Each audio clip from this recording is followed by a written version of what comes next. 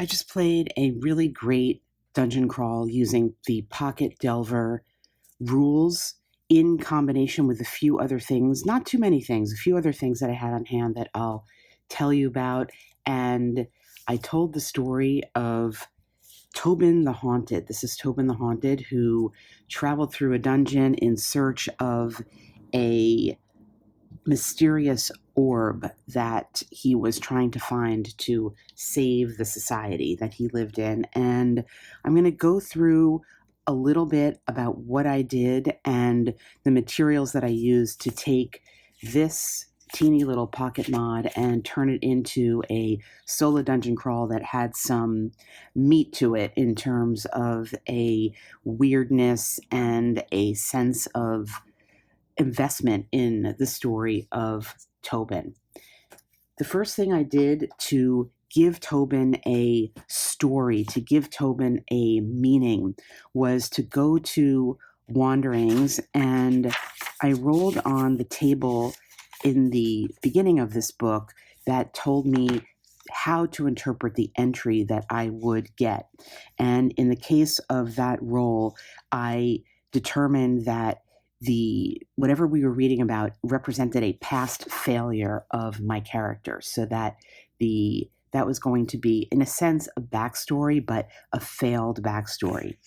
And then I rolled on the table itself, and I came up with this entry that had to do with what I turned into a memory for my character. So the entry read, "The green twilight that had reigned for so many millions of years had now given place to an impenetrable gloom. Motionless, I peered about me. A century fled, and it seemed to me that I detected occasional dull glows of red passing me at intervals." And it describes watching these nebulous, glowing orbs pass by. They floated past me continually. Gradually, a peculiar uneasiness seized me. I became aware of a growing feeling of repugnance and dread.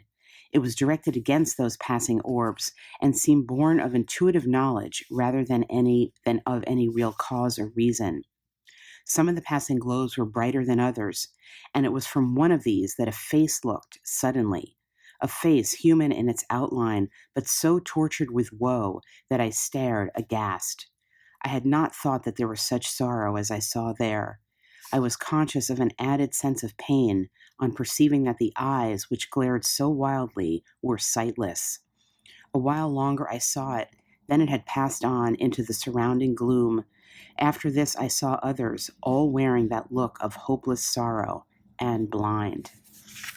So, based on the table that I had rolled on here, this is description of a past failure for my character Tobin, and I interpreted that to mean that he, as a wizard, as a magic user, either failed to extricate people from these orbs that were taking over, or failed to protect his community in some way.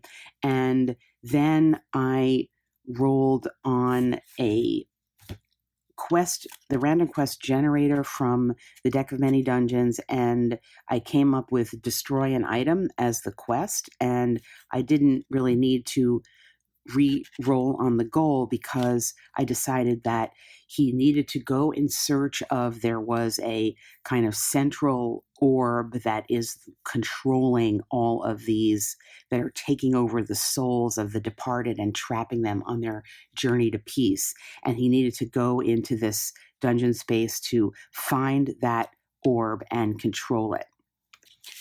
Now, in Pocket Delver, you are given rules to create a way of going through a dungeon and having plot points. And it says before you start, define 3 plot points related to your goal in the dungeon. And it gives examples like finding the cursed sword, destroying it in the forge, and fighting the Dark Lord. And then assigning the dungeon a progression rate between 1 and 10. So every time you finish a plot point, you add 1 as a modifier to one of your stats. As you go into rooms, you're rolling a d10, and if it's equal to or lower than your progression rate, your plot point will happen. So in other words, in my case, I decided that my plot progression rate was going to be 3. So every time I drew a card to create a space in the dungeon, if the number on my card was 3 or lower, then a plot point would happen in that room. But if it was higher than 3, it would not. And prior to starting the game, I removed all the face cards from here. So I only had cards in this deck after I got my entry level card that were going to be between 1 and 10. So instead of rolling a d10, I based it on the cards that I was drawing, and this was how I was constructing my deck. Now, I did not define my plot points specifically beyond saying that each time there was a plot point, it was going to be an opportunity to search for the orb that I needed. So I called that my orb roll. And I would find the necessary orb when I reached a roll level of 20 or above on a d20, adding modifiers, which included the experience I got from having my encounters, as well as following this rule of adding modifiers to my stats as I went through a plot point. So it's not really, it's maybe overly complicated, but in essence, I was saying that each plot point was not necessarily an opportunity to find what I needed, but would progress me toward finding that, just to give a little more challenge and just to give a little more surprise, I guess. So back to my character. My character was Tobin the Haunted, and in Pocket Delver, what you are doing is you are creating characters with the attributes of brawn, dexterity, cunning, and will. And I made the rules are pretty light about what they do. Brawn is used for combat. Dexterity is to run away from combat or avoid traps. I added a searching function here. Cunning is used to sneak around before combat and to disarm a trap. And willpower is used for casting spells. And you assign the value of a die to that. So each attribute gets a value of a die between a d6 and a d12. You start out with 10 hit points, and you start out with mana, and mana is used to cast a spell. So if you fail in your casting of the spell, you're going to lose some mana, and if you have no mana, you cannot cast spells. There are ways to get that back in the course of the dungeon through treasure that you may find. What's the basis of the system is rolling your relevant die against the die of the opponent. So for example, let's say you had a brawn of d12 and you were encountering an enemy that had a brawn of d6. You're already overpowering it. Not necessarily going to win, but if this was the roll, a 10 and a 4, you would do 6 points of damage. The differential is the damage. What makes there still be some variety is, of course, you could roll on a d12 a 2, and your opponent could roll the 4, and then you would be taking the 2 points of damage. There are generic enemies here, and they're listed as a weakling, a grunt, a warrior, a mini-boss, and a boss, and all their stats are listed here. And it gives you some examples here. I had some difficulty printing this out, but it says that they're presented in a generic way. So if the dungeon is an orc fortress, a grunt might be an orc foot soldier, while if the dungeon is a palace, a grunt might be a guard. So it's just giving you the framework for it, which is what's so great. So what I decided to do to get my enemies was to go to a book that I've shown you on the channel before. I'll put the link up here so you can refer to it. This is The Dungeon Dozen by Jason Schultes, it's described as random tables for fantasy RPGs. I'm not going to get into it in too much detail, but it's just kind of like super random tables that have really nothing to do with each other at all. So you have something, here's a table found dead in a ditch. Here's something, gonzo footwear. Here's one called human frailties, or domestics on duty at the sorcerer's tower. So if in using this, I had to search through each time to get something that would work, but it has a kind of lighthearted, humorous feel that I wanted to add into the mix for my melancholy, haunted, older wizard Tobin, who is traveling through searching for this orb, because already this concept was just kind of, I was getting this kind of weird yet funny, in a sense, situation. So I got my enemies from here, and then as you're going through, you're rolling on the encounter table, and it's going to tell you you encounter a grunt and you have to roll again, or you encounter a grunt and a weakling, or a warrior and 1d3 grunts. And then you refer back here to see what those stats are, to know how you're going to fight them.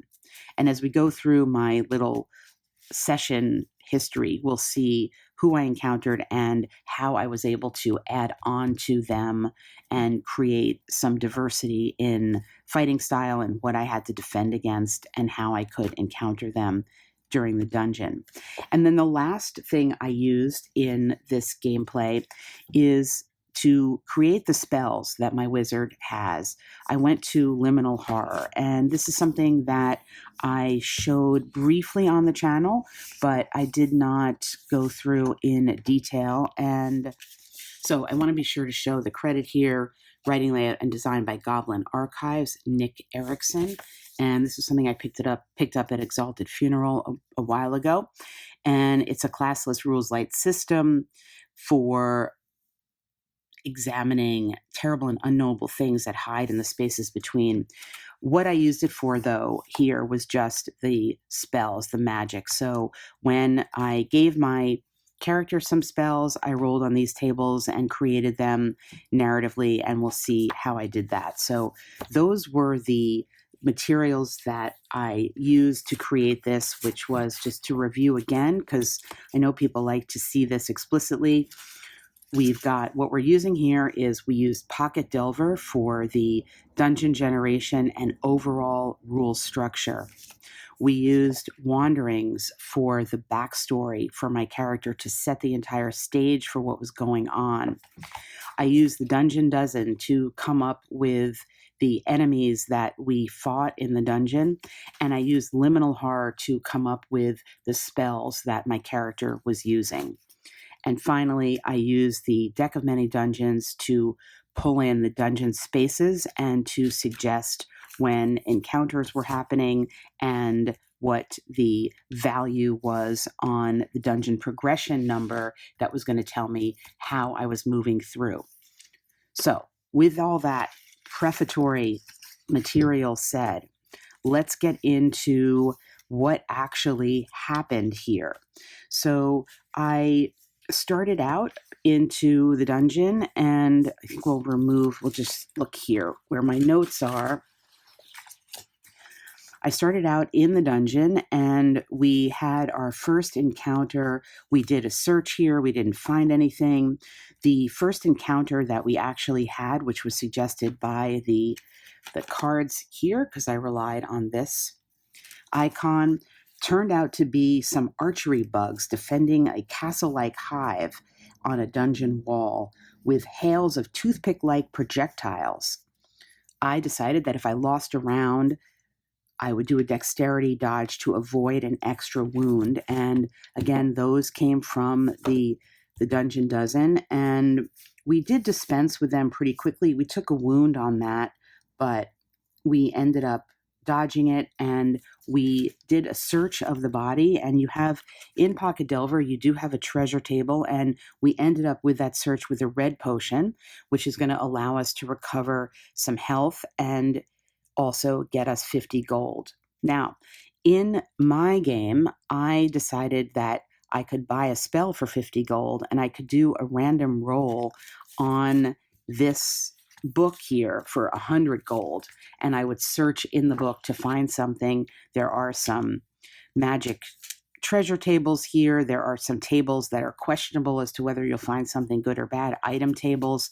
So I decided I could buy myself a roll for 100 gold if I wanted to do that. This table here I created to give a value level to things like locked doors and pits that I might encounter, suggested by the cards here that aren't necessarily coming in off of the Dungeon Delver. So in Dungeon Delver, you can roll on the feature table and you can see you might get a D8 trap. So again, a D8 trap would work as follows. The trap would be rolling the D8 for itself, and per the rules here, if you were going to try to avoid it, say, you would use your dexterity. Now, my character's dexterity was a D10. So in this particular case, if I was trying to avoid this trap, the roll would look like this. If I can find a D10, would look like this. So in this particular case of that roll, I would take 1 wound trying to avoid that trap. So that's the mechanic for really all of the entire game. But because I was using this additional material of these cards, sometimes there would be, for example, a door here that I would say is either trapped or locked that I hadn't rolled on, so I wouldn't know the level of it. So in that particular case, what I did was I did a D6 roll. I made it not too hard, but I did a D6 roll. In this case, it was 1 that would say I found a D6 level door or a D6 level trap.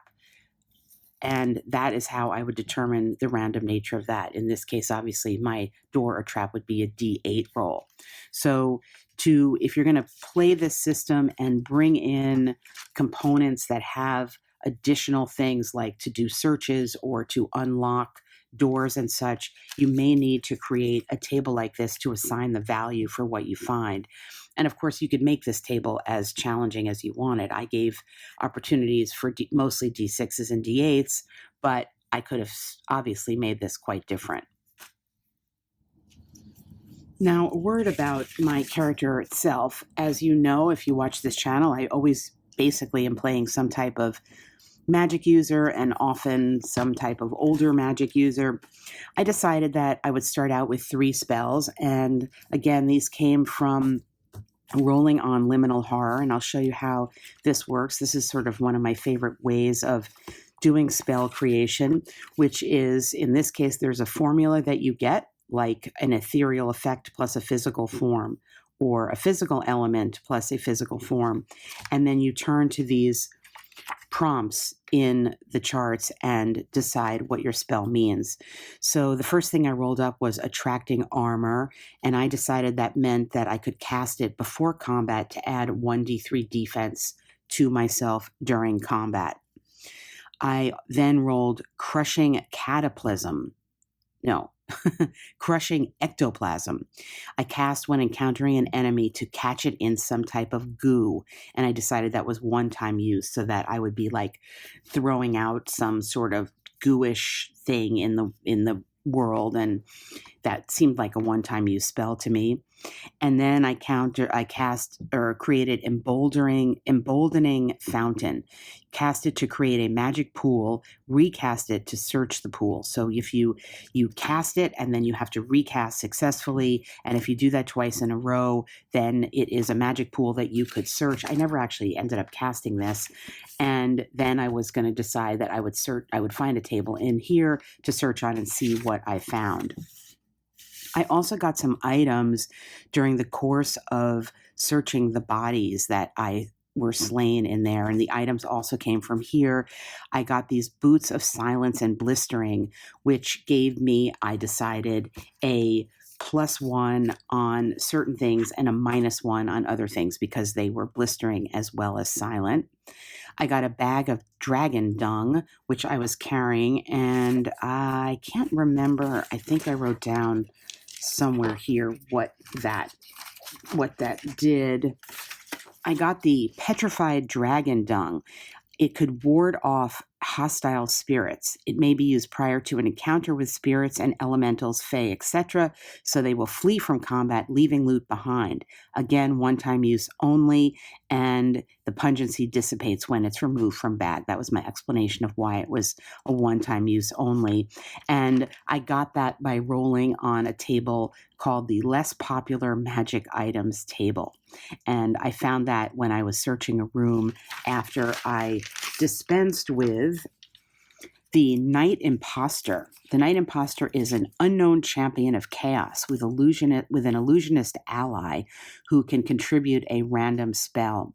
So again, I had to build out from a list that I got in this book because the entries in this book are, for the most part, they are pretty short. This would be an example of like a longer entry, but most of them are pretty short. So I built out something based on the suggestions of what the name of the entry was. And here, the illusionist ally, I said, contributed a spell because I really don't want to deal with like creating a whole other NPC. So the spell, I followed the same spell creation, going to that table, those tables, and I got Harmony Cloud, and I decided that it would be cast with an opposing willpower roll to mine at the beginning of combat. If successful, I must make 2 successful attacks in a row to get 1 success. And this actually happened during this combat. My second damage is the only one that hits, and then the cloud will dissipate after D4 rounds of combat. In that case, my D4 roll was a 3. So what this meant was when I encountered this Night Imposter, he cast successfully this cloud of steam or some miasma in which we were fighting, meaning it was harder for me to land a blow successfully. And my note is here, I tried to cast my goo spell to trap him for a bit, but it was a critical fail, so I got 1 damage. I drank my red potion to restore some health when I got that damage. And for this encounter, the role that I got was that this was going to be a warrior. So again, with that role, per the Dungeon Delver rules, I knew what the stats were going to be. So I started out by filling out the stats based on this. And again, this is where this little booklet is so great because you can take whatever other thing you want to put on top of it, and you already have your stats. So you already know the very basic mechanic that's going to work here in terms of the fighting. So this fellow is going to be, whoever it is going to be fighting with its D10 against whatever your brawn is. And when I set out to play this and do a video on it, I originally thought I was going to use all my Mork Borg stuff because the enemies and the environment there is so weirdly detailed that I felt like I wanted to bring that in and have it be in that kind of setting and pick up the details from those descriptions and add them in just as I'm building it out here. I didn't end up doing that because I have so much Mork Borg stuff that I was getting lost in what I was going to use and how to find things. And I wanted to simplify it for the sake of my own gameplay and also presenting it in a video to describe it where there's just, in this case, one book that I refer to as opposed to like a whole mess of material. But that was my original impulse, was to go to all my Mork Borg stuff. I think another easy thing that you could go to if you play 4 Against Darkness would be all your 4 Against Darkness stuff and just like literally flip through and pick out a cool sounding enemy to fight and then assign them the stats that are relevant from the encounter roll that you get here, and whatever extra stuff they do, build it into this little system and how you would fight against it. And it's just so flexible, it really does work. So in any case, I did dispense with this Night Imposter and I moved on in my dungeon, and I didn't get anything on the search, but I did find these magical items. That's how I picked those up. And as I continued along, I rolled up a weakling wandering monster. I decided that wandering monsters have no treasure, and this turned out to be a ghoul. I can't even read my whole a ghoul chained weakling cleric who is now a bitter heretic after a turn undead failure.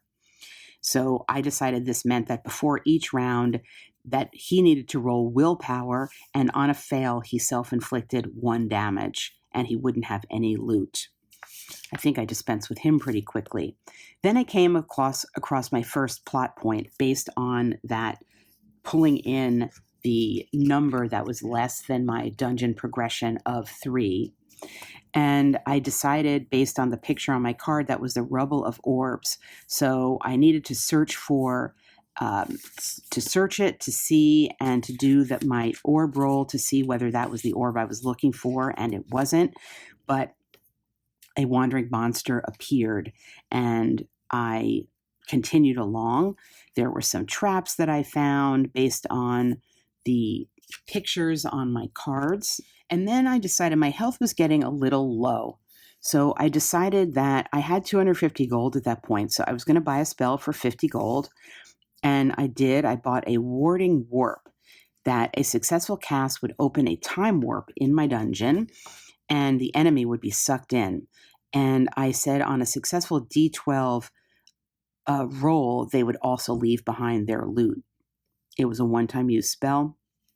And I picked up an item, Bile Lather. Rubbing it into poison wounds would stop the progress of most toxins.